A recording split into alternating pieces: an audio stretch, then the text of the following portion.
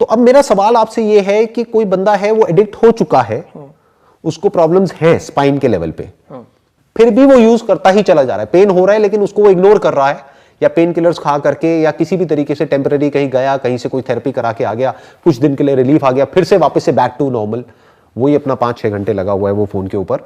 तो अब उसके बाद नेक्स्ट स्टेज में क्या होने वाला है?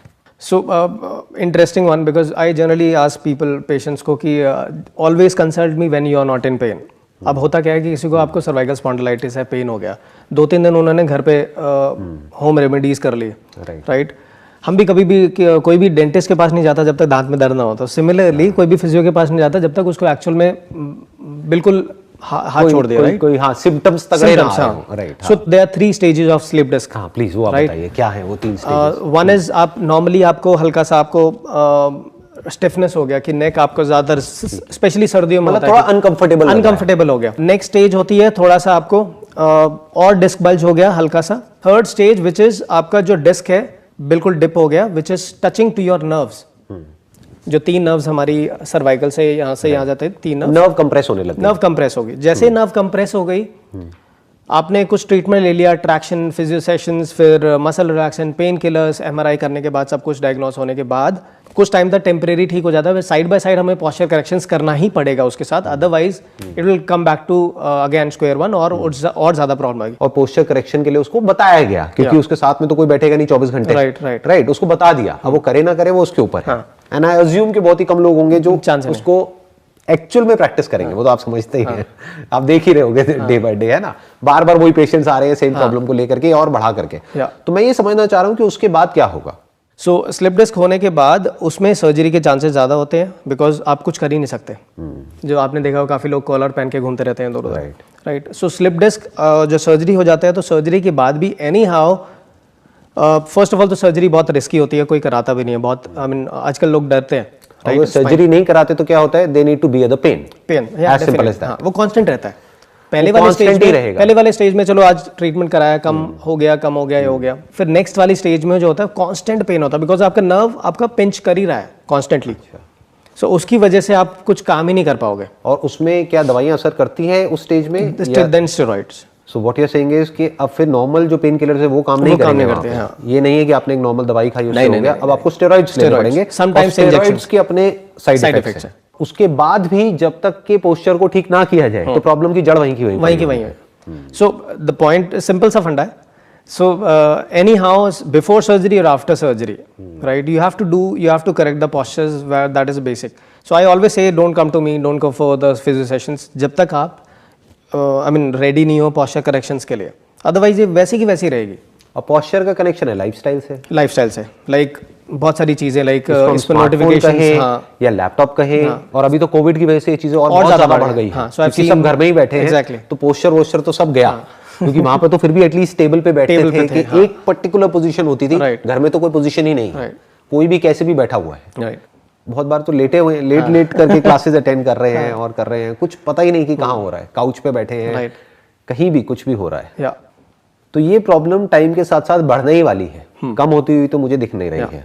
एक बहुत इंटरेस्टिंग पॉइंट है यहाँ पर, जो भी हमारी अभी तक कॉन्वर्सेशन हुई है, जो लोग देख रहे हैं, मुझे एक बेसिक ह्यूमन साइकी क्या है कि अगर हम किसी को मरता हुआ भी देखते हैं तो उनको लगता है कि वो मरा है, किसी को ये नहीं लगता कि मैं मरने वाला हूँ।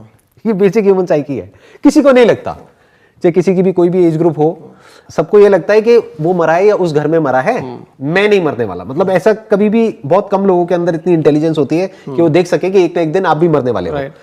तो इसी तरीके से ये जो हमने डिस्कशन किया, आई एम श्योर ये देख करके बहुत सारे लोगों के माइंड में क्या आएगा कि यार ये तो होते होंगे कुछ परसेंट केसेस, ये तो कुछ लोगों को होता होगा, मुझे नहीं होगा। या ट्रू, मेरी बॉडी बहुत स्ट्रांग है, मुझे कुछ नहीं होने वाला, मेरी तो अभी बॉडी फिट है, मैं चाहे 4 घंटे यूज करूं चाहे 8 घंटे यूज करूं, I am fit and fine, I am young.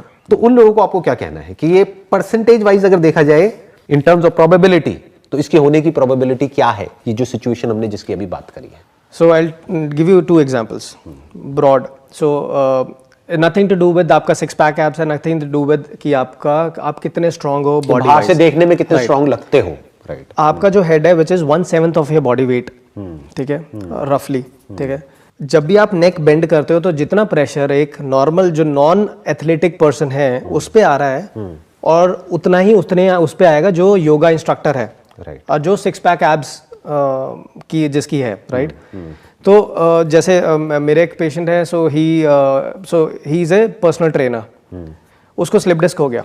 अब जस्ट इमेजिन उसको क्यों हुआ, बिकॉज आफ्टरनून का टाइम होता है जिसमें कोई भी लोग आते नहीं है जिम में, तो उस टाइम वो क्या करते हैं, सिंपल फोन पे लगे रहते हैं, तो हो गया slip disc. Another case, she is a yoga instructor, she was not able to move her neck, बहुत ज्यादा डिफिकल्टी हुई थी। और ये हालत उन लोगों की है जो कि एक्सपर्ट्स हैं हेल्थ की फील्ड में, एग्जैक्टली, जो हेल्थ केयर प्रोफेशनल्स हैं, क्योंकि उनको तो फिट रहना ही पड़ेगा ना, दिखाने के लिए कि देखो हम फिट हैं, तभी तो हम आपको सिखाएंगे। अगर कोई ट्रेनर आ जाए और उसका सब फैला पड़ा है, वो कहे मैं ट्रेन करूंगा, वो कहेगा भाई पहले खुद का तो कर ले, बाद में मेरा करियो।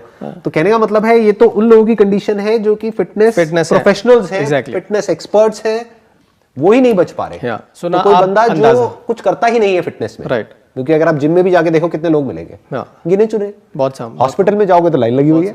सो आप अंदाजा लगा लो कि जो अनफिट बंदा है, राइट, फ्रॉम यंग एज से लेकर, उनका क्या हाल होगा। So this I can write it on the blank paper, ये हर एक को होगा एंड हर एक को हो रहा है। What you are saying is कि ऐसा नहीं है कि आप बच जाओगे, जो भी अभी देख रहे हैं इस हमारी कॉन्वर्सेशन को, what you are saying is कि ये सबको होना ही है, अगर पोस्चर्स का ध्यान नहीं जागे तो, अगर वो अभी भी अपनी लाइफ में चेंजेस नहीं लेकर के आए तो, हमारी इस कॉन्वर्सेशन के बाद भी अगर उन्होंने लाइटली लिया, अरे क्या फर्क पड़ता है, जब होगा तब की तब देखेंगे।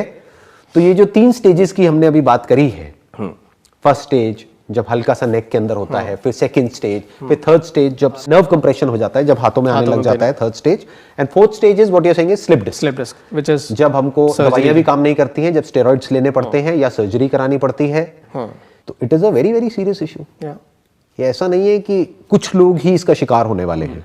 जैसे अल्कोहल की अगर बात करी जाए तो कुछ ही लोग होते हैं जो कि आप जिनको एक्चुअल में एडिक्ट बोल सकते हो, जो हफ्ते में एक आध बार लवली लवली लगा रहे हैं या थोड़ा बहुत चलेगा, थोड़ी बहुत लैंग्वेज है ना, हाँ ठीक है, जो हफ्ते में एक बार थोड़ा बहुत कर रहे हैं तो उनको हम एडिक्ट नहीं बोल सकते, बट पूरे दिन पूरी रात यही सब कर रहे हैं उनको हम एडिक्ट बोल सकते हैं। तो परसेंटेज वाइज अगर देखा जाए तो जो अल्कोहल के एडिक्ट हैं या निकोटिन के एडिक्ट हैं या गैम्बलिंग के एडिक्ट हैं, वो कम है परसेंटेज वाइज।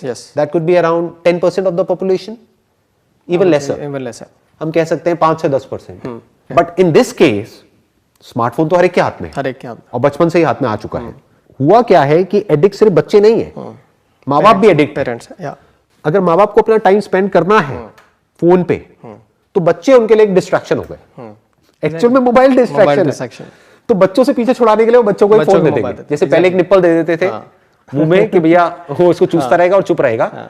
अब बच्चों के हाथ में मोबाइल फोन दे दिया जा रहा है, छोटे छोटे बच्चों के हाथ में, 4-4, 5-5 साल के।